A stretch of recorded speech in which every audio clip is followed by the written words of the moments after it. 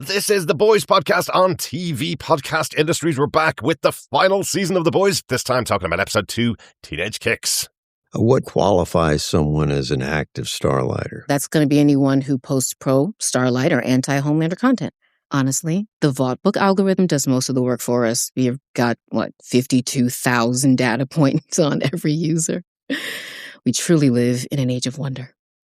But we are going to need to triple the amount of freedom camps to hold them all. Love it. It's just that after we've paid for Vault's military contracts, all those corporate tax breaks, and for the existing freedom camps, Treasury's running a little dry. People get twitchy at rounding up their neighbors, but they'll flat out revolt if we raise taxes. The president is thinking how insane this is right now. He'll back you. You can do it. Speak up. And a lot of these sympathizers are Vought customers. Won't their arrests eat into your bottom line? No. We'll just start selling ads on Vault Plus. Wow. Amazing, Ashley. You're a real Che Guevara.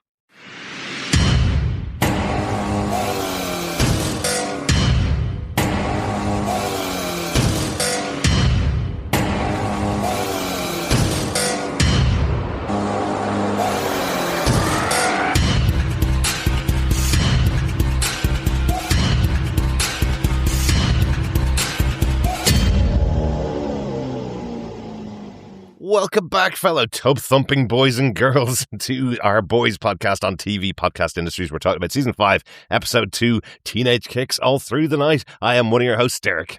Hello there, fellow boys and girls. I am one of your other hosts, John. I hope you're taking care of your anal wellness during this month of April. Mm-hmm. Yes. Just like the deep. Is April Anal Awareness Month? I guess so. Or Anal Health Awareness Month. I guess so. Not just anal Awareness Month. That's a very different month. That's a very different month.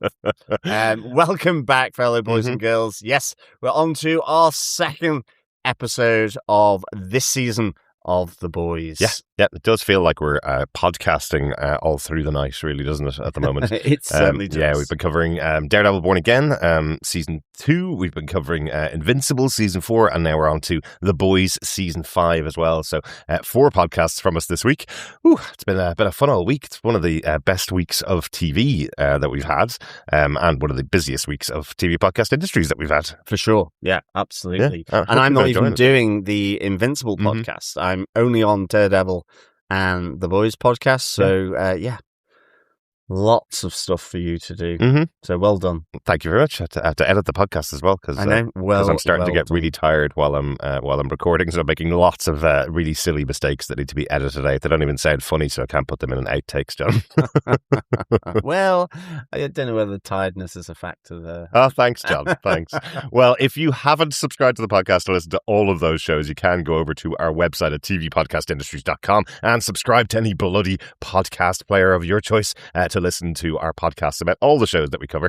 We'd also love to hear your thoughts. You can email us to feedback@tvpodcastindustries.com or pop on over to our Facebook group at facebook.com/groups/tvpodcastindustries or over to our Discord. You can get the details of that in the show notes for this very episode or search for TV Podcast Industries and you can leave your thoughts on the spoiler posts over there for each of the shows that we're covering. Yes, indeed. And of course, fellow boys and girls, and of course, fellow quizzers, a quick reminder, our Boys Season 5 pub quiz and the second question will be available later in this episode. Mm-hmm. Just as a recap, gather together all those 8 answers to this season's pub quiz questions right at the end of the season, and then email them all in with your location country to us at feedback@tvpodcastindustries.com to be in a chance with getting your hands on some of the boys' goodies. Yes, we want to make sure we're able to send out the boys' goodies that we can get for you. So just let us know where you are when you send in your answers at the end of the season.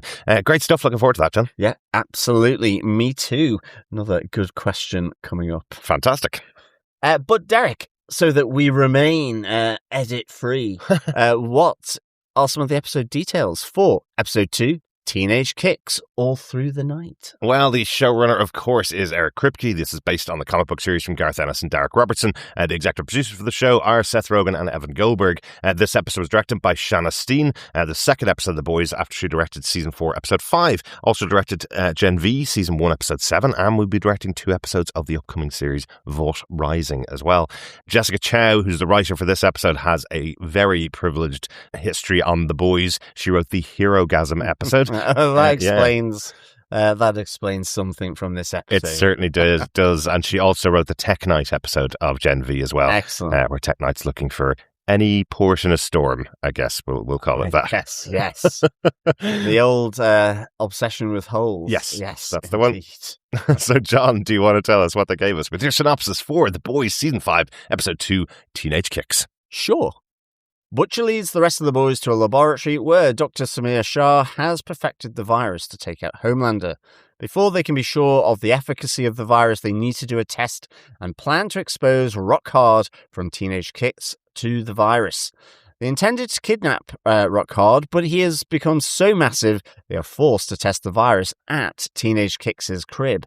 Following A-Train's funeral, Homeland's self-centered introspection makes him realize his isolation and that only the powerful can understand the powerful. So he awakens Soldier Boy from cryostasis for paternal reasons. Sorry, I mean tactical reasons, and orders him to find Butcher in exchange for clearing his name. As Huey, Butcher and Kimiko get the virus from the lab, they encounter Soldier Boy on their way back to Kix's crib, forcing them to flee. Huey and Kimiko race to get the virus to Frenchie, Starlight and Mother's Milk, who have been readying Rock Hard and the crib for the test, while Butcher lures Soldier Boy towards the crib as well, as he sees an opportunity to test the virus on Homelander's father. As Soldier Boy goes after Butcher, he is accompanied by Teenage Kix members Jetstreak and She-Line, who have been rounding up Starlighters in the neighborhood. Chasing down and confronting Kimiko, She-Line is knocked out, while Jetstreak pursues and catches Huey, where he flies high to drop Huey. Saved by Starlight, Huey gets the virus to the house just as Soldier Boy and Jetstreak arrive. Inside, the two supes are tricked to go after Huey, but it is Frenchie who releases the virus, killing Jetstreak, Rock Hard, and seemingly Soldier Boy. The team make it back to their laboratory, where Samir tells them the virus does not transmit to humans, allowing Frenchie and Kimiko to be reunited. While Frenchie wants her to leave because of the virus's lethality, she refuses. Both Kimiko and also Starlight are all in on the plan, despite the risk to them from the virus.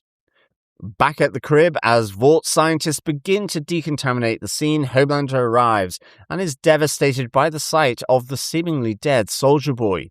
As he turns and leaves, Soldier Boy suddenly awakens inside his body bag. Big reminder of Walking Dead there. It was a bit, and that's why it's interesting, isn't it? It's like, is he alive or has he become zombie Soldier Boy? Well, yeah, we will see. That'll be interesting. Uh-huh. Yeah, it is like just that hinging up really suggests zombies. Yes, it does. We will see next week. At this time, we've got lots of things to talk about. We have chosen our most interesting moments in our boys or protagonist moment, the Seven or antagonist moment, and our other outstanding moment from the episode. John, I think you're going to kick us off with our first boys or protagonist moment for the episode. Yes, it's A-Train's funeral. Firstly, I think I was surprised that Vought were holding a funeral, that Homelander was in attendance, and certainly they were giving him this official send-off, really, the morning of A-Train. Yeah, I think last season they'd said that he was off on maneuvers in another country. It was a secret mission that he was on, or even actually in Gen V they mentioned it, that he was on some kind of secret mission for the government. They couldn't say where he was, so they could eventually convince him to come back and join the Seven. So they've never actually connected him with the Homelanders, so here they kind of have to have this ceremonial funeral. Yeah. Exactly. So I think, this was really interesting and surprising because, equally, they could have just let him just keep it quiet. Do you know what I mean? He'd been kept out of the spotlight. So I thought it was really interesting that they gave this huge Vought send-off with the funeral. Tacky, though, so tacky, including the coffin being in his colours. You could tell that if you rubbed the coffin, it would be the same kind of style as his outfit. Like it would be soft and cloth-like.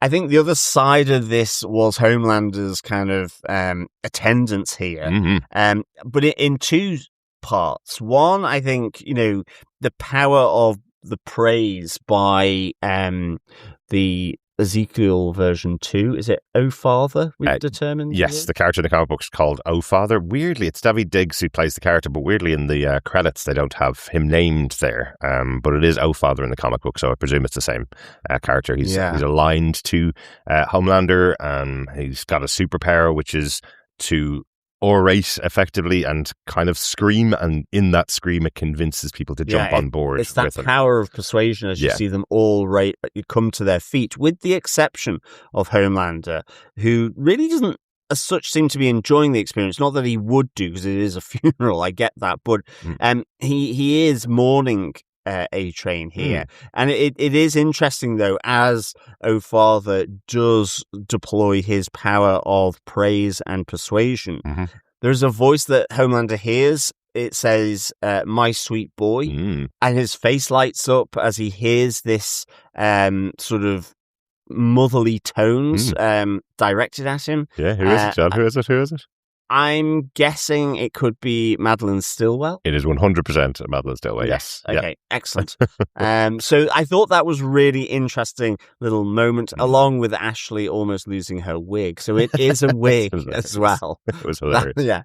But it is confirmation that her taking of the V compound has not brought her hair back. Nope. Like I kind of thought in the first episode. This is still a wig. She still has ratty hair underneath her toupee. Well, we will talk about that, but... Agreed. But, so there was that element, and I think the other thing here, which kind of, it plays into, Homelander has his own kind of personal moment with A-Train after the funeral, after the church has cleared out. And it's only the kind of introspection that Homelander could do. One that maybe in a sense starts off as sweet, where he says it didn't need to come to this. You clearly sense there is a loss here. But his ego is so fragile, he doesn't understand, because he says, why does this keep happening to me? He counted on A-Train. He loved him, but he says, "I tried to be your big brother that you never had." And he gave him the second chance. He wasn't like any of the others who are like snakes. And I mean, he does then say, "I know my leadership style can be problematic." So it all kind of unwinds. He is, in a sense, trying to grieve someone who he considered to be his best friend, but then manages to switch it. Well, that's how I'm taking it. And I think it's the complexity of him. He kind of feels whether it's he needs to do this or whether he is compelled to do this. Well, nobody's watching. He's doing it for himself. Yes. But what he's doing for himself is compartmentalizing the fact that he murdered A-Train. Agreed. Because he interfered with the plans of Homelander. And the reason he murdered him, Homelander has to justify as being A-Train's fault. Yes, agreed. That's all this is about. It's him getting out loud that he's not at fault here. It's an introspection that only Homelander could do. Exactly. It probably starts off with the best of intentions from him personally, but ends up where he has to justify how he's done things, how it's played out, and that he's not to blame. Exactly. And in a sense, that little moment with Madeline Stillwell saying, "My sweet little boy," it is a boy. He's not grown up. Not at all. It's the breast milk. It's everything. He is a spoiled child that has just been allowed to get everything he could for his life, and A-Train didn't allow him to get everything he wanted, was killed by him, and now Homelander has to squarely put the blame on A-Train's shoulders. Like, even the reference that he's making is back to season 1. He's talking about Popclaw, who was A-Train's girlfriend in season 1, who turned over information to Butcher. And if you don't remember, the choice that Homelander gave A-Train was kill your girlfriend or I'll kill you, effectively. So I gave you a choice, and you chose the wrong thing back then. Yeah, so that's effectively Homelander saying you chose your girlfriend over me. You should have died back then, but due to how nice I am as a person, it's just so awful. It's awful. And so Homelander. And I think it's a good refresher of exactly this for me. Like, I think sometimes you can lose sight of these elements to Homelander, and I like that they do bring it back here by referencing Madeline Stillwell. Yep. Episode 1, season 1, almost. You know, yeah, pretty much. Yeah. So it was really good. So this is my boys' moment. Absolutely. Even though, in a sense, it doesn't really involve any of the boys. I think we say A-Train was one of the boys by the end. He was, absolutely. Yeah. But for sure. So what I mean is, it is kind of a little unusual. Yeah, I guess. Absolutely. It's fine. This hasn't worked as a format for about 3 seasons. So we're keeping it, John. We're on the last season. We don't have to defend it anymore.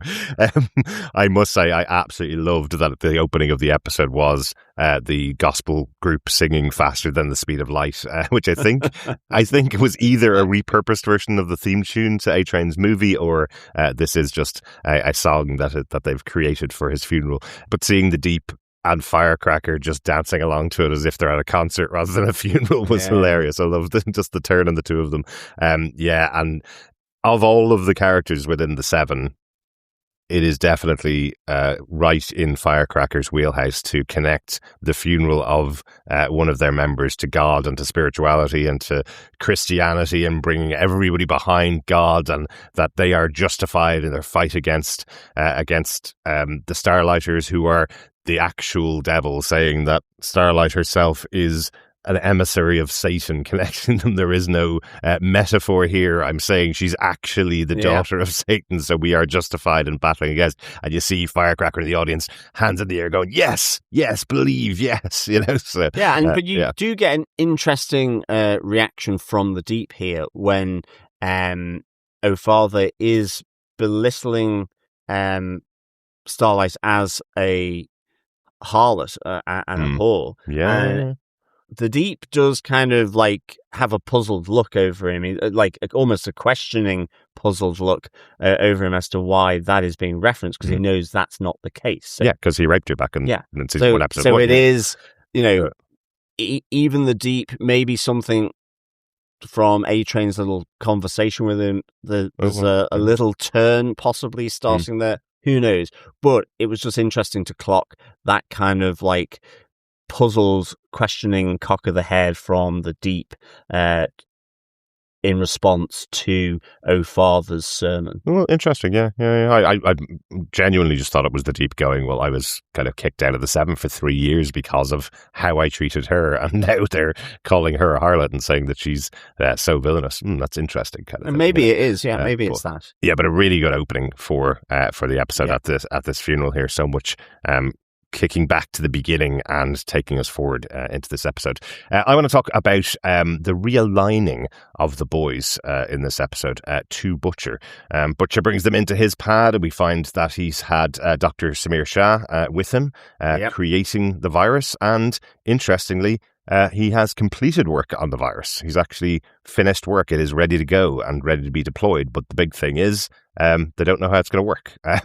They need to test it to see whether it will be able to take down someone as strong as Homelander. Yeah, and interestingly, the questions they're asking are things like, will it kill every single soup on Earth when you open it? Will it kill all humans on Earth? Maybe we'll leave the planet completely extinct.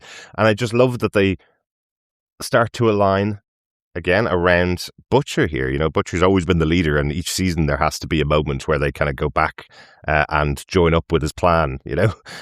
Huey instantly is trying to work out a way that all the rest of them will team up together, take the virus away from Butcher, because he knows he will just drop it at a second's notice, killing everybody on the planet if that's what happens with it.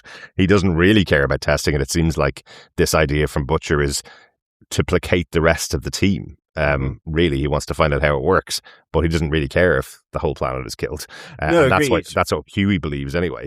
Huey's kind of the outlier here, as the one who wants to take the virus from Butcher and run. Yeah, exactly. But you have MM kind of going, I think we're all going to die anyway, so it doesn't matter. As we heard last episode, he doesn't think he's ever getting back to his family. He thinks if everybody dies, well, that's the consequence. Interestingly, Starlight is right on board with this. As we hear throughout the episode, she blames herself for all of the deaths of the people calling themselves Starlighters over the last year, even to the point, when she brings in the clothes for the rest of the crew, she says, these were from my friends, none of them need them anymore. So these are all the people that have been on Starlight's side and have been killed or taken over the last year. She blames herself for all of that, and now she's willing to align herself with Butcher whether she dies or not, because in her mind, 10,000 dead soups or the entire world. Well, that balance works perfectly for her. She's absolutely fine with every soup dying, including her, including Kimiko, and including Butcher now. Yeah. She's absolutely fine with that, as long as the rest of the world survives. And it's more, as she describes it later to Frenchie, it's more because, well, if she dies, then she has paid the price for all the things that she put everybody else through. If she gets to live in a white picket fence with Huey and gets married and has kids and goes on with her life, well, she doesn't pay the price. So she wants to pay the price.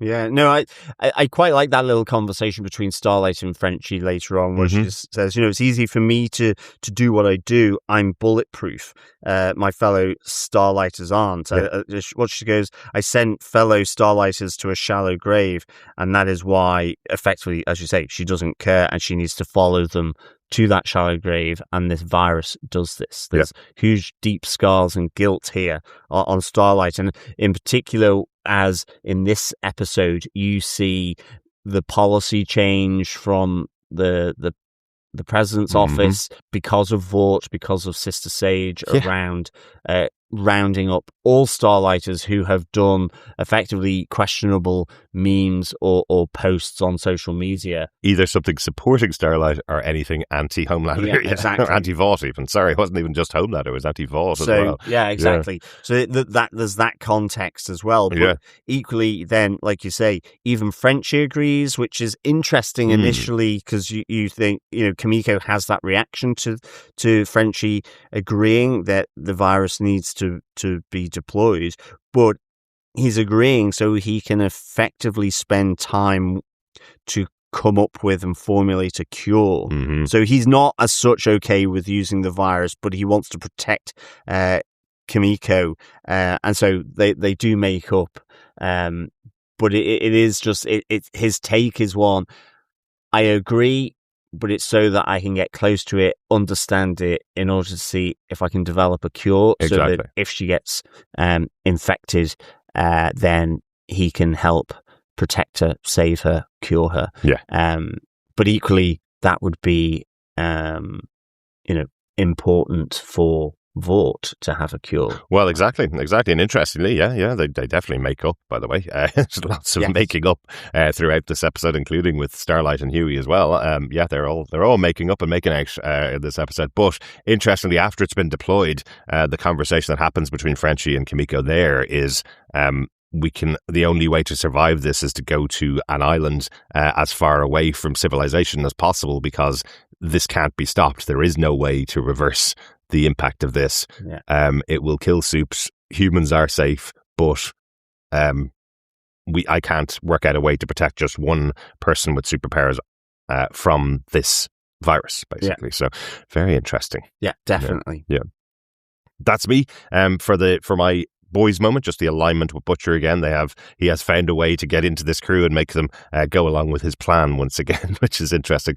Much to the hatred of Huey, who spends the entire episode right beside Butcher's side in case Butcher drops the virus, killing everybody. Yeah, he also wants to make sure he has his eye on Butcher all the time, and that you have that moment where Butcher's like noted. He knows Huey in essence is after him. He no longer trusts him because of how he's gone. Absolutely. I think Huey goes, is there anything human left in you? Interestingly, you do see Butcher have that tender moment with Terra, his bulldog. Yeah, it's nice giving him his sort of meds. So there is something possibly there, but he's not letting that creep out in front of the other members of the boys. Absolutely not. No, the only tenderness he has for anything left in the world is for Terror. Yeah, That's it. Exactly. That's it. But nice to see Terror back, actually. It's so unusual because Terror is a character that's quite a violent little character that will chase down and kill everything around it. Yet here, as you say, he's got his medication and he's just placated sitting beside his boss, which is really cool. Right, that's it for our first section for our protagonist moments. John, do you want to move us on to our antagonist moments? Yes, my 7 moment is surprise. It is Homelander releasing Soldier Boy. Well, that didn't take long. No, it didn't. I guess from his moment with A-Train by his coffin on his own, he kind of comes to realization is, why does this keep happening to me? Is it because I'm the powerful one? You know, he kind of, in a sense, at least for himself, realizes he's isolated. He thinks all the others are snakes, and he needs to find someone else again who he can trust, and that is his dad, Soldier Boy. And so he ums and ahs, and I like the way he's just like almost in a let me just do it. So once it's done, I don't have to think about it. Yeah. He opens up the chamber to release Soldier Boy, who wakes up very slowly and wonders whether actually, one, he has been possibly defiled whilst being in cryostasis by Homelander, that there's some kind of incest thing going on here, which Homelander refuses. I do like the tension here around, well, you betrayed me, you betrayed me. How do I know you won't stab me in the back once I've done what you're asking me to do? And I do kind of like that there is this uneasy truce here. Absolutely. It seemingly goes a lot better once Homelander has introduced him to the Seven. But this is the surprise for Sage. She didn't know this was going to happen. He kind of makes it clear to Soldier Boy he's got the president in the palm of his hand, as the president makes Soldier Boy Manhattan, as well as Homelander, who doesn't want any milk, trying to show his manliness here in front of his father. But I do kind of like this. He's effectively offered him to be pardoned for his communist crimes that he's been blamed for. He ain't no commie. But he's not. That's the thing. Well, and he was captured by the communists. But so he's been offered a comeback here and a pardon.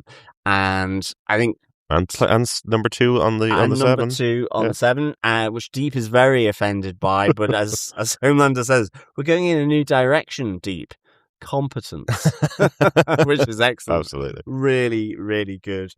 So I kind of really enjoyed this. I think what I loved later on, after Homelander's surprise to the Vought board, to Sage, the president, the Seven, is he's kind of, I don't know, he's like trying to imagine how it would be like being in one of those chambers.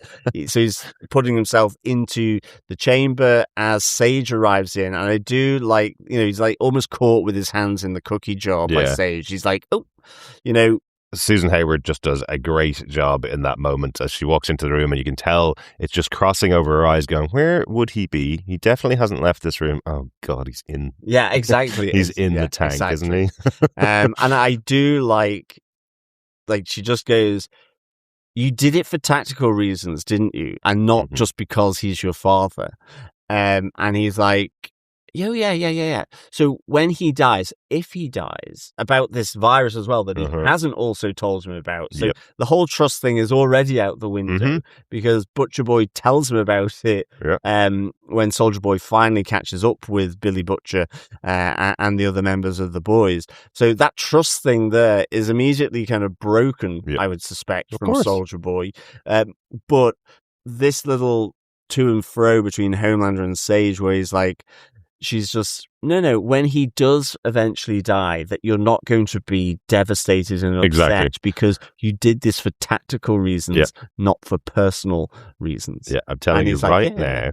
And he's just lying. Yeah. And she probably knows it. But It's interesting, isn't it? It's just so good. Yeah, I look, like it. everybody's seen the episode, so we can talk about that end sequence where Soldier Boy is in the body bag, and you see Homelander seeing the body. Now, he knew the virus was going to be there. It was very likely the virus was going to be there, so he knew something was likely going to happen to Soldier Boy. He knew the virus was out there, right?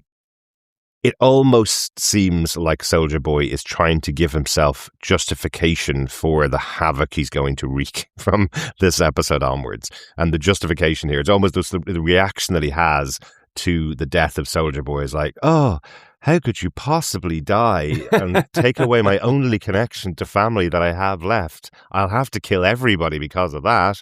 You know, that's what it almost seems like. But I don't know. I think I have to wait till I see the next episode as to whether he is trying to hold that back because what he promised Sister Sage, or is he trying to push it forward to justify his future actions? I just don't know with Homelander. And that's one of the things I love about this relationship between these two characters, Sister Sage and Homelander, because she's the most intelligent person on Earth. Remember last season how it ended, and she was like, well, that was my plan. Sorry I didn't tell you about it, but I thought it was more important that we accomplished something.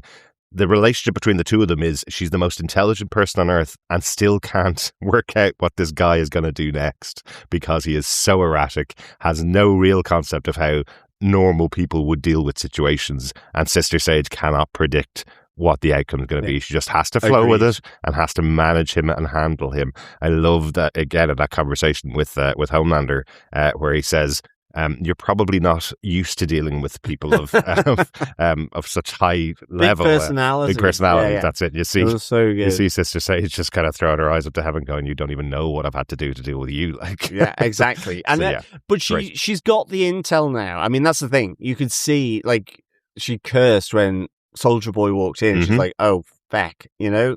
And it's like, she's coming back then to Homelander. She's getting her intel because how do I handle this? Or how do I put in place contingency or plans to protect me at least, or what I've done, and to try and predict what he will do next. So she is fully aware he did this not for no tactical reason. Yes, it has a tactical benefit, but he did it because he believes Soldier Boy was the only other person that he would be able to have a connection with. He's lost Stillwell. That's why it's interesting that her little "my sweet boy" to him is there. He's lost A-Train, who he says, I thought I was your bigger brother that you never had. Whether that's true, that's what he believed. Just a reminder, A-Train has a big brother. I know, exactly. Who is in a wheelchair because of what the soups did to him. So he does have a bigger brother. Homelander saying the big brother that you never had is meaningless. Yeah, no, agreed. But he believes that. Yeah.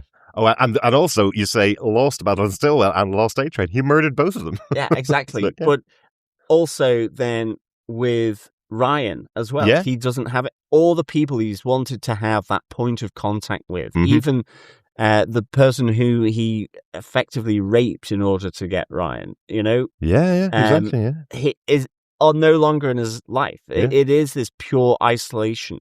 It is sort of the encroaching suspicion on everyone else. Yes. Like we've seen him have. Yes. And he thought that this person, because they're like me, because they're of that superior member of the soup community, you know, that higher tier, that they understand what it is like to be me. And that's why he does it. But he also ruins that by not being upfront and honest about the virus being present. Yeah, exactly. And the danger that Soldier Boy would in effect be putting himself in. So it's just a really great moment. It is here. very strong, very strong.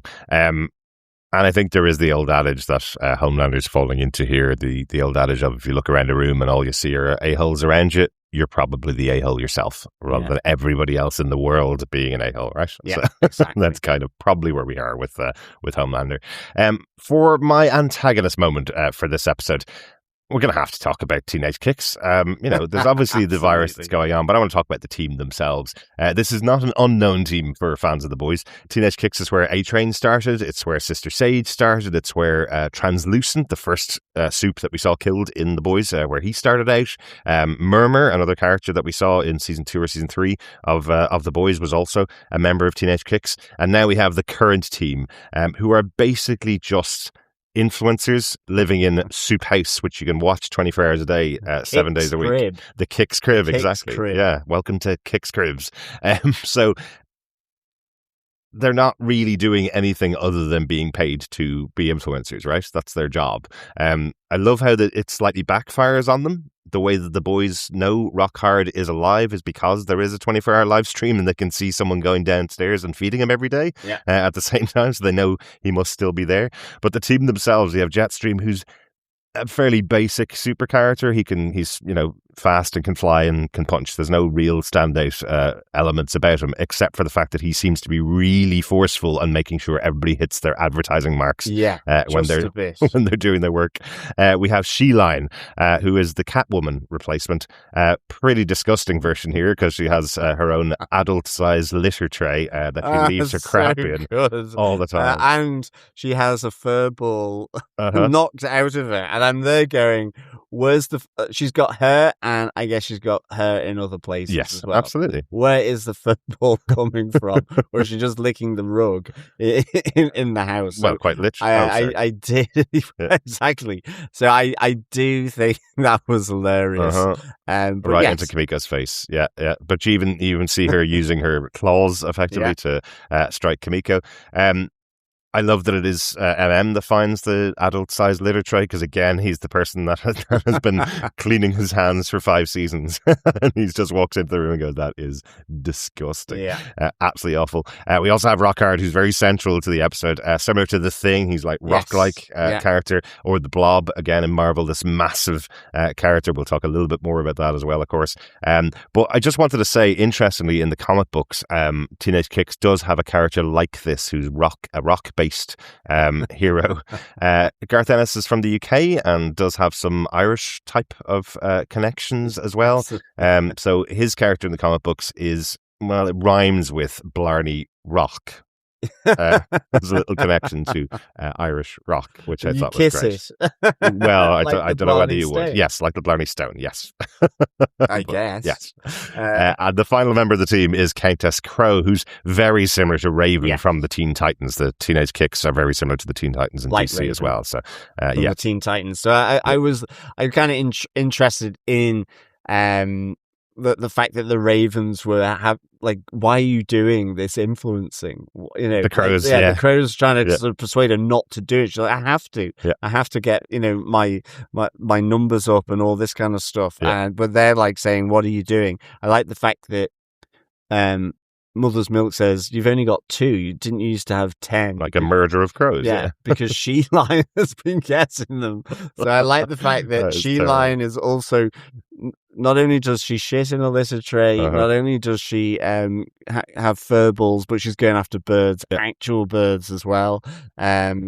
So I thought that was really good. Yeah. And I do like, obviously, just because the way it plays out with her... Mother's Milk finds her.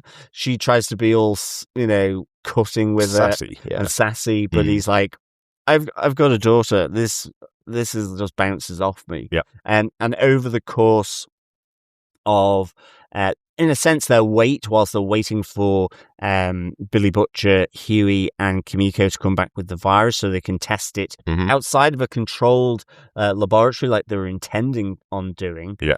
That he kind of possibly sees some good in Countess Crow, some innocence, naivety that he feels doesn't justify being exposed to this virus. Well, it feels like, there's 2 sides of the soups overall. There's people that are totally willing to go along with everything that Vought want them to do, and they not only play into it, they play up to it, like someone like the Deep. And then you have people like Annie January, Starlight, who was brought into the Seven thinking they were going to be this wonderful superhero team, and it feels like he sees a little bit of that in Countess Crowe. She's been brought into this teenage version of the Seven, and she's just been told that she has to go and do makeup tutorials on screen, and all of her birds keep getting eaten by one of the other members of the team. The fact that she's left at home and has to be the one to feed Rockhard, and that kind of is her only job other than making these tutorials, I would say that he sees a little bit of a well, not kindred spirit because it's not him, but similarity between what happened to Starlight. So he's willing to allow her to get out. Interesting that Starlight was the one that decided that they would have to kill Countess Crowe because she's seen them as well. So they were going to kill her along with Rockhard, but allows her to go free. Yeah, and Rockhard has effectively been chosen by Billy Butcher and Samir because, well, he's made of granite. He's effectively going to be their lab rat for the virus test because nobody really gives two hoots about him. He's big and hard because he's made of granite, and almost as strong as Homelander. He's kind of been out of the public eye, so in a sense people have forgotten about him. And when we see him, it's because he has grown into just a pile of rock that is over 30,000 pounds, and he's basically speaking through a voice modulator like Stephen Hawking. Yes, like a text-to-speech thing that he can't even speak anymore because he's gotten so big and so heavy. But the fact that he's been out of the limelight for a year because he had sex with Lincoln's head is the reason why people don't care about this guy. So I really like that. And I love there's a very quick switch when Soldier Boy arrives on the scene. Butcher kind of goes, well, maybe this is a much better target. Everybody hates Soldier Boy, and we can take him out by just using the virus on him, right? Yeah, well, that's the opportunity that Butcher sees after we see Soldier Boy finding and tracking down Billy Butcher. It's another reason why Homelander released him, because you're the best tracker we have. He gives. I also like he uses his shield that has been repaired, but it just breaks almost immediately after the first use of it. So it's not exactly vibranium or adamantium. No, exactly. And he gets lured back to the Teenage Kix' crib by Billy Butcher. And Billy Butcher tells him straight out, "There's a virus. Didn't your son tell you?" Effectively, you have Soldier Boy shooting at Billy Butcher and then going, "Oh, so it is true. You are one of us now." So kind of all testing the water, chasing down, and you get this, the deployment of the virus then back at the crib. Yeah, and it really should have guessed that Soldier Boy wasn't going to be killed by this virus because his reaction to the virus is completely different to the other two that it kills. It kills Rockhard, it kills Jetstream. Both of them have the blood coming out of their eyes and coming out of the black blood. It's the black. So you see Frenchie, the virus is black, and you see then this black gunk being coughed up out of Jetstream. You have it sort of coming out of the nose of Rockhard, and then, in a sense, Rockhard's head just shearing away, which was really brutal. And you see Soldier Boy succumb to the virus, but it's through the bubbling skin. Completely different reaction to it. Yeah, you get the bubbling skin on Jetstream as well, but Jetstream has this reaction of effectively coughing up black gunk. You don't see that with Soldier Boy, whether that's a hint as to why then he hinges up in his body bag at the end of the episode. So theory, and it's the one that all of us should have because we've all watched Gen V and we've all watched The Boys, but theory is that because Soldier Boy is one of the earliest created of the soups, with the compound V1, using the original compound V1 himself, and Homelander and Marie Moreau are the only three, as far as we know, that are alive that have been created with that initial version of it. And in addition, you have Stormfront was also another one that had been created through the original compound. That's right, Homelander's Nazi girlfriend. or mother. Or mother. Both. Yeah. Exactly. Yeah. So, really interesting here. I think the other thing I quite like is just the switcheroo. You have Huey switching the virus to Frenchie. Mm-hmm. Soldier Boy is chasing him down, but as he grabs him, there's all these different metaphors being used, and Huey's like just there going, all your jokes are about dudes blowing dudes. Yeah. You're kind of obsessed, he says. And I just love, like, Soldier Boy doesn't know what he's really saying as he calls him a semen-swilling butt pirate. And before that, there's loads of others that he said. Even to Jetstream, he's called a come forth bucket. It's just great. I love Jensen Ackles in this role. It's really good. Some great stories from behind the scenes of this season and the previous time he was on back in season 3, that because of himself and Eric Kripke having such a long relationship, Jensen Ackles will basically just do anything because he thinks it's hilarious. So that he's being written for by Eric Kripke. So yes, really good to see this character back, even though he's absolutely abhorrent. He's a horrible person, but I do really like him on screen. Great stuff. Yes, I think that's my Teenage Kix moment for the antagonist side. Let's go on to our final moments. John, our other outstanding moment. What's yours? Oh, mine's very quick. It does happen to relate to Rock Hard, and I love the fact that his mountain porn is flowing lava, and he does ejaculate hot, sticky, literally a hot load, almost taking out Starlight in the face, I'm guessing, or around a lava necklace. Almost got you guys. Yeah, exactly. But you have French go, it's mountain porn. It's mountain porn. And, you know, for me as a geographer, that's just a hot dream. And you should really see us geographers with geezers. Oh, God. That's terrible. That's terrible. And the fact that I am that geezer doesn't help. Dear. Yeah, but this was just, you just don't see that coming, so to speak. Well, and ultimately, that's why he has become so enormous. That's why he is £30,000 plus, because it is £30,000 plus of ejaculate that has formed and solidified around him in the form of, I guess, some kind of tectonic plate. Yeah, basically, you know, like I think Frenchie's trying to explain it like as if it's tree rings, you know. This is how long he's been here because of all of this. He's sealed himself to the floor and can't move at all. You know, there's a conversation that happened between Butcher and Frenchie where they were going, well, how do we get this guy? You know, we've got to move him and we can't move him. He's stuck to the ground. And Billy kind of leaves it with Frenchie to do it, saying, you know, well, we've dealt with whales before. And I was going, so Frenchie's going to find his a-hole, basically. Yeah. And they're going to shove it inside him there, basically. That was what I thought Frenchie was there for. But it turns out they just locked down the room and released the virus inside there. Yeah. But he does hold his breath as well. He certainly does. And because he only does 12 beats per minute, he can hold his breath for a very, very long time. Yeah, very good. Really good. And very funny character. I like it. Absolutely. It's an outstanding moment because it's just one of those things that you don't see coming. Speaking of which, my outstanding moment is Ashley's head passenger. We finally have it revealed what Ashley's superpower is. Poor Ashley. God. I love the fact she's lamenting, I didn't get any laser eyes, just a psychic tumor.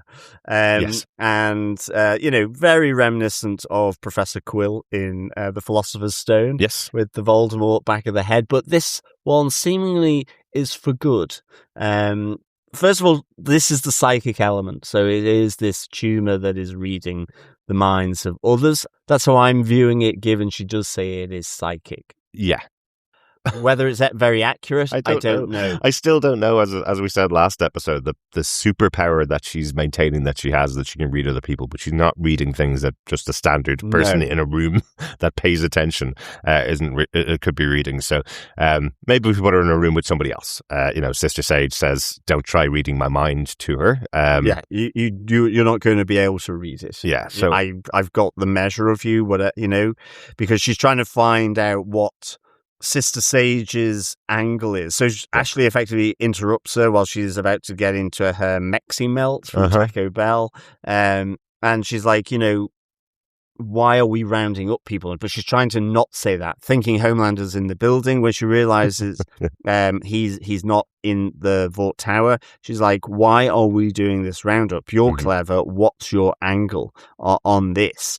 And all the way through this, you've got her inner monologue from the psychic tumor trying to get her to stand up with the president in terms of saying why they shouldn't go after Americans for social media posts, or anti-Homelander, pro-Starlight social media posts. Yeah. She's again trying to almost find a little bit of a wedge point between Homelander and Sister Sage, that there must be an angle here. There's something different than Homelander's rationale for it. I think just the thing with Ashley, since we saw her in the first season, is she's just trying to stay alive. There are so many points when people that have been standing in her position or standing right beside her have been killed, and she just tries to find her way out of it by failing upwards, by turning on people. Last season it was she gave the list of the people that know too much information about Homelander and the Seven, and they were all murdered except her, until they went, hang on a second, if she gave the list, she also knows too much about her, and that's why she took the V last season. Here she's going, oh God, if people are going to be judged by their social media profiles, I will be dead 10 times over. I need to find a way out of this. So talks to Sister Sage. Interestingly, Sister Sage's angle on it is she really likes being treated well by billionaires and having billionaires fall on their knees in front of her because of the power that she's gotten. Now we've got Sage with power.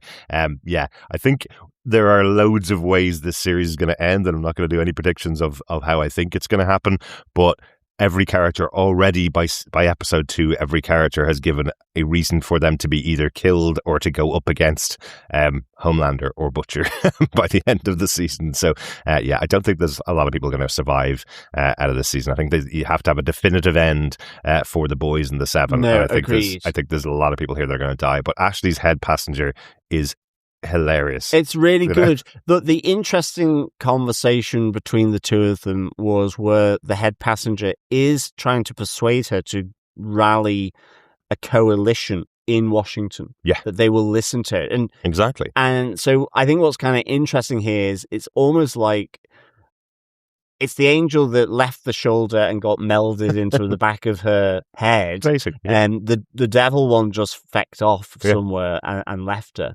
But she's been left with almost this voice for good. Yes. Like she's also cutting as well. So after she's trying to stand with the president as to why the coffers are dry and so on, she just brings it back to the book sheet or the budget accounts of Vought, and Sister Sage is like, well, we can just start charging on Vought Freeview or whatever. The price on Vought Plus. And like Disney Plus, John. And the inner voice is just like, oh, well done, Ashley. Real Che Guevara stuff here from the opening of the episode. So it feels like the voice might persuade Ashley. Yes, absolutely. And as I say, though, since season 1, it's been Ashley trying to fight to keep her life, whereas this voice seems to be telling her how to save the world, how to save America, how to stop Homelander doing what he's doing. If Ashley steps up with all the knowledge that she has and stands in front of all of the people that are starting to turn on Homelander, well, maybe she can lead them to victory. So, there is a different voice in there, definitely. I'm just not too sure how psychic it is. No, agreed. Great stuff. Yeah, really love that reveal, though. I thought it was very, very cool. John, any other notes? Anything else from the episode you want to mention that we haven't mentioned? No, nothing from me. Darick, what about yourself? The only thing I just want to mention is the love scene between Kimiko and Frenchie. I was totally pulled out of that love scene because they used one of my favourite songs, Never Tear Us Apart by NXS, and edited the hell out of it. Why would they do that? Why have they removed lines from the NXS song? I've heard that song probably a million times because it came out when I was a kid. My brother was a massive NXS fan and was played all the time in our house. So I've heard it a million times, and I was singing along with it because it's such a great song, and I kept noticing how many lines they removed so that it fit the scene. I just didn't like it, and I can't believe they did that over the course of... Even if it was just the top. instrumental version of it. No, it's a beautiful song. It's a great song. You could still use the lyrics. I know. But it just felt like the scene was edited badly because they edited the song over the top of it. It's not even a radio edit of the song. It's just literally taking out the meaning in some lines. But I guess we couldn't have had an extra 20 seconds of sex on the show, so they had to edit out 20 seconds of the song, and it was just too much for me. But it was lovely to have lots of love in this episode. It seems to be ignored a lot, especially on adult TV shows. It tends to be just violence and blood that's shown. So I'm glad we did get a bit of enjoyment and sex for the characters this absolutely. episode. Yeah, great stuff. Well, that's it for our chat about The Boys Season 5, Episode 2. Overall, John, what do you think of the episode? Again, this was really, really strong for me. I'd give this 4.5 hot loads out of 5. Or maybe if we need our PG version, 4.5 rocks off out of 5. Very good, very good. I never should be drinking my water while you're saying this again, lovely surprises around Rock Hard. Who knew that was going to happen? Ashley's head passenger, again, really good. Yeah. Just, even at this late stage, final season, getting introduced to the Teenage Kix, you can kind of understand them through their equivalents almost, like with She-Line and Catwoman, Countess Crow, Raven, and so on. Really good to see that. Again, Homelander and Soldier Boy back in town. And again, what is the deal with Soldier Boy after his little hinging at the end of this episode, where he seemingly comes back alive? Whether he is alive or undead, who knows? You decide. Yes. And again, just how at least at the start here we have a realigning with Butcher around, Soup's ultimately becoming collateral damage for 8 billion people.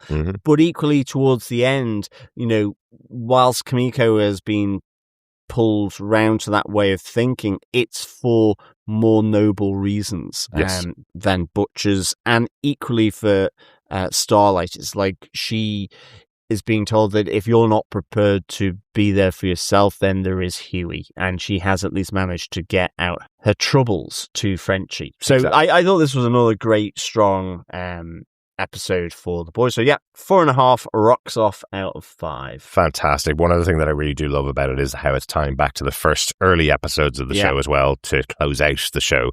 It's a great thing to do in the 5th season. You wrap it all up by tying it right back to the start as well. So really good stuff. Need a drink, John. I think we need to get down to the pub for the pub quiz. Yes, I think it is time for the pub quiz. So fellow quizzers and fellow boys and girls, welcome to our pub quiz for The Boys Season 5. It is episode 2, so of course we are moving on to our second question of the pub quiz. Here it is. Teenage Kix member Countess Crow only has 2 crows left. What are their names? And it's very good if you say the names of the crows with Crow as the surname. I'll give you a nice little gag in indeed. there. So 2 names. John, do you want to give the question one more time? Sure. Teenage Kix member Countess Crow only has 2 crows left. What are their names? Fantastic. That's the second question of 8. Send in the answers at the end of the season to feedback@tvpodcastindustries.com with all the correct answers and your country of origin, and you could be in with a chance of getting your hands on some The Boys goodies for the final season. This episode and, of course, the pub quiz are brought to you by our supporters over on Patreon. You can support us by going over to patreon.com/tvpodcastindustries, or you can support us with a one-off donation by going over to buymeacoffee.com/tvpi and buy us a coffee over there. You can also support us, of course, by subscribing to the podcast and sharing it with your friends, because sharing the podcast is sharing the love. The lava. Sharing the lava, yes. Indeed. But shall we get into our feedback section as well? Because we do also love to get your thoughts, theories, and observations on anything to do with the shows that we cover. So for episode 1, first up on Discord, we have Dr. Bob, who says, truly the best and worst of The Boys all condensed. Or should that be distilled into this opening killer of an episode? Loved Kimiko finding her voice and lack of social skills. Still adore the Frenchie, and quite brilliant that the end of A-Train is the mirror to his introduction. Avoiding the woman crossing the street unbalancing, and coming to a hero's end. Yeah, really like that. Yeah, definitely. Really glad you enjoyed this first episode, Dr. Bob. Hope you continue to enjoy these episodes as we move forward. Also on Discord, we have Kenlog, who says, I just caught up. My only real criticism is the weird audio mixing with Kimiko. Sounds like she's dubbed in, but there's no attempt to mix her audio into the scene. Interesting. Yeah, that's I really didn't notice interesting. that. No, I didn't. But that's really interesting. I wonder if it's just so unusual hearing Karen Ficarra speak that we're just not connecting with it. Maybe that's what it is. I'll have to check it out, Kenlog. I didn't notice any difference in how she speaks. I do love that they go back and forth, especially in episode 2, between her speaking and her using the sign language. It's almost like their secret language between her and Frenchie. When he wants to reiterate how strongly he feels about trying to keep her alive, that's his priority. He moves directly into sign language to say how strongly he feels about it. It's like their connection is through that, because they've spent so many years not being able to speak to each other. So exactly. Really like that. Exactly. Great stuff. Thanks so much, Kenlog, and of course, Dr. Bob. Absolutely. Over on email, we got an email in from Coffee and Vodka on both episodes. He says, greetings, fellow Race Run defenders. How do you say this is the last season without saying this is the last season? Well, you kill off the Catalyst character from the first show of the first season. But what an honourable way to go, with almost ironically meeting his demise by avoiding a second hit and run and laughing in the face of his murderous oppressor. You'll be missed, A-Train. Their take on the Thing was impressively disturbing, but what else would you expect? Of all aspects of these 2 episodes, my favourite, like many no doubt, has to be the new and improved Kimiko. Her social stylings had me thinking, finally, some representation. Ashley seems to have gotten her powers from the bottom of the barrel, especially considering the cursed mind reading would be in the face or 2 of her insecurities.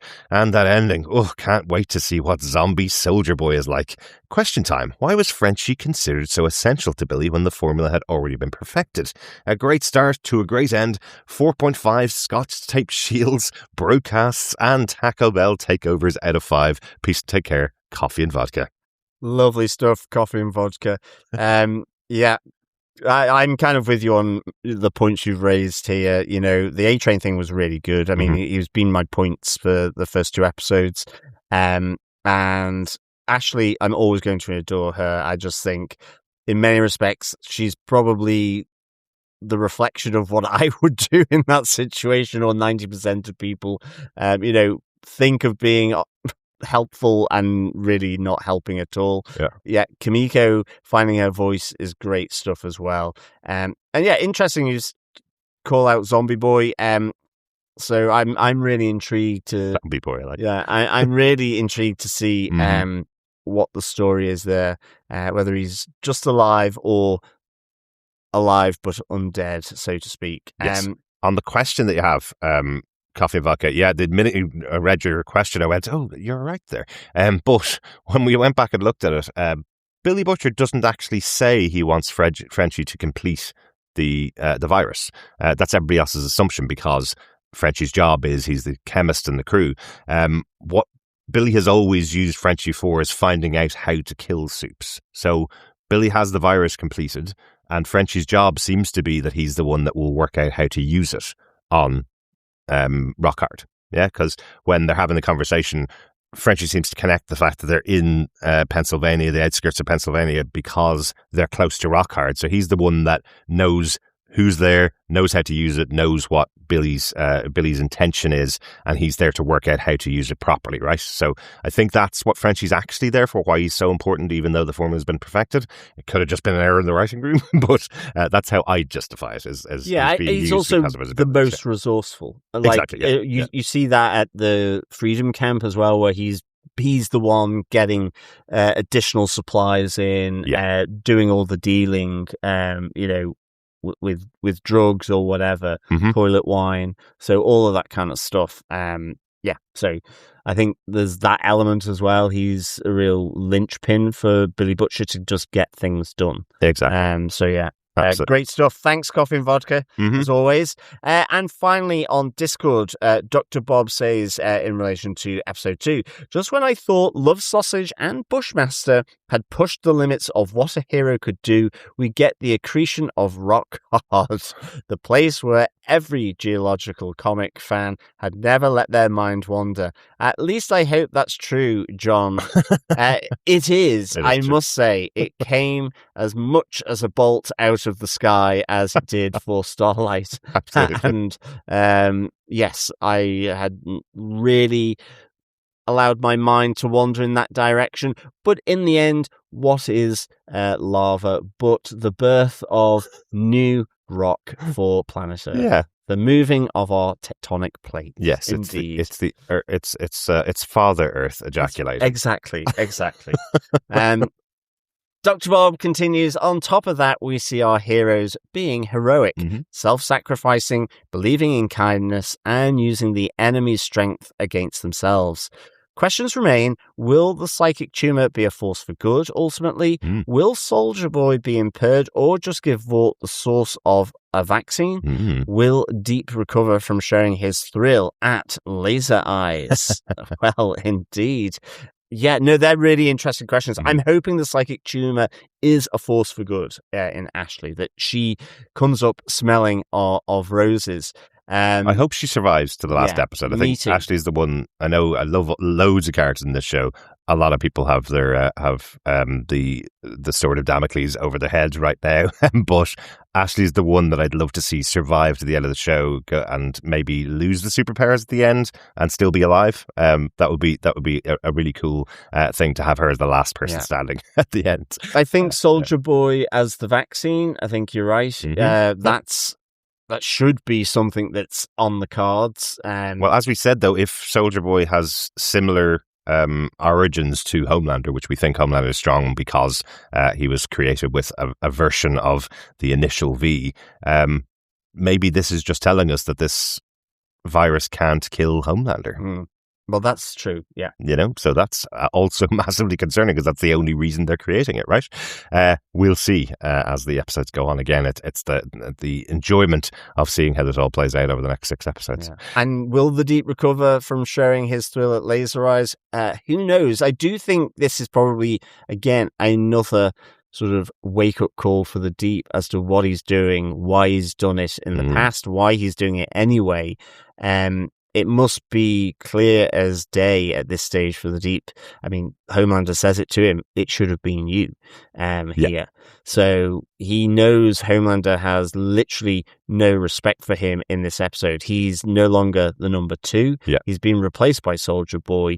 You have that little moment at the start with the Deep at A-Train's funeral. So, it'll be interesting to see how the Deep is portrayed moving forward. So I'm kind of intrigued by that because he probably deserves to have an uprising from the Deep literally against him, but equally who knows how they'll play it out. It'll be good to see. But speaking about how the Deep is portrayed this season, Chase Crawford and Nathan Mitchell doing the podcast, the gag of Manhandle podcast that we saw last episode, they've released a full episode of it, and it is about 20 minutes long, isn't it? Yeah. Oh my God. It is very funny in what they're doing. Chase Crawford is, again, living in his own world with this character, The Deep. He just does such a good job. Go check it out. It's over on YouTube. Love all these connected promotional materials out there. I always love them, how they do them for Prime Video. So go check those out. Great stuff. I think that's it for our coverage completely, John, for this episode. 4 episodes in 1 week. Only 3 next week, John. Excellent. Yeah. Looking forward to getting back with lots more stuff next week. Yeah, we got the penultimate episode of Invincible, episode 7, coming out on Wednesday. We've got the 5th episode of Daredevil, Born Again, season 2, coming out on Wednesday. We've got the 3rd episode of The Boys, season 5, the final season, coming out on Wednesday. So, we'll get our podcast out as soon as we can after that. We certainly will. Thank you so much, fellow boys and girls, for listening to us for our coverage of episode 2 of The Boys from season 5. We'll be back next time with our chat about episode 3, and of course back with our next pub quiz question as well. Absolutely. Thanks so much for joining us. Speak to you next time. Thank you again so much, fellow boys. Until next time, keep watching, keep listening, and keep using your Sigma Solarium. Bye. Bye. Bye. Bye.